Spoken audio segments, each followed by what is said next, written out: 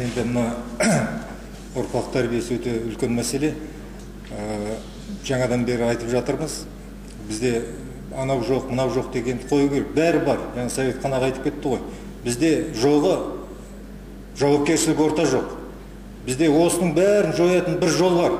Жаңа студенттер де қойып жатыр. Енді біз мына елмен көп араласамыз, қоғамдық ұйымда істейміз. Сондықтан елдің пікірі, мына менің пікірім емес, мынандай бір жол бар екен.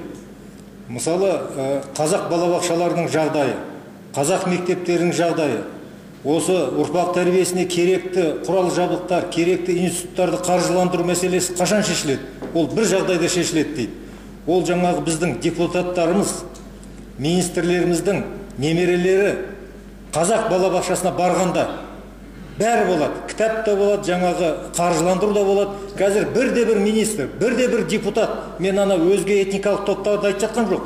Қазақ министрлері, қазақ депутаттары ана жерде отырмау керек. Егер немересі қазақ балабақшасына бармаса, ол депутат болмау керек. Бүкіл қоғам болып осындай талап қойса, біздің ұрпақ тәрбиесі шешіледі.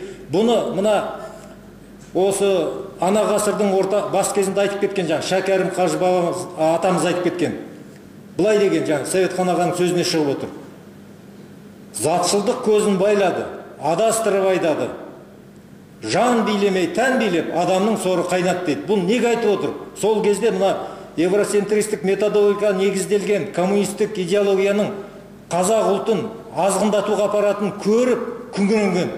Соның жемісін жақсы ішінде кәріз көріп отырмыз. Сол Шәкәрім Қажыны өлтірген адамдардың балалары, мұрагерлер қазір билікке барып отыр. Оларға қазақтың тәрбиесі де, ұлттық дәстүр де керек емес. Қазір кез келген жаңағы мекемеге барыңыз, ағылшын тілін білу керек дейді. Назарбаев университеті ашылып жатыр. Оны осыдан бір ай бұрын бір мектепте жиналыс болды, 124-ші мектепте. Сонда мектеп балалар айтты: егер Назарбаев университеті қазақша болса, мемлекеттік тіліміздің мәртебесі асқақтар еді-ау деп жастар армандайды. А біздің жаңағы ұлттық ойлау қабілеттен айырылған шенеуніктеріміз не істеп жатыр?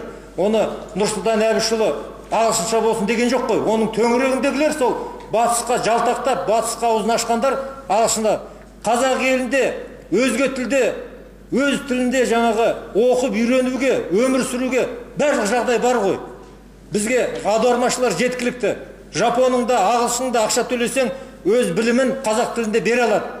Біз осыны талап етуіміз керек. Сонда бүкіл біздің проблемаларымыз жоғалып, қазақ елі жаңа гүлденуге бет алады. Осы мен айтайын. Рахмет.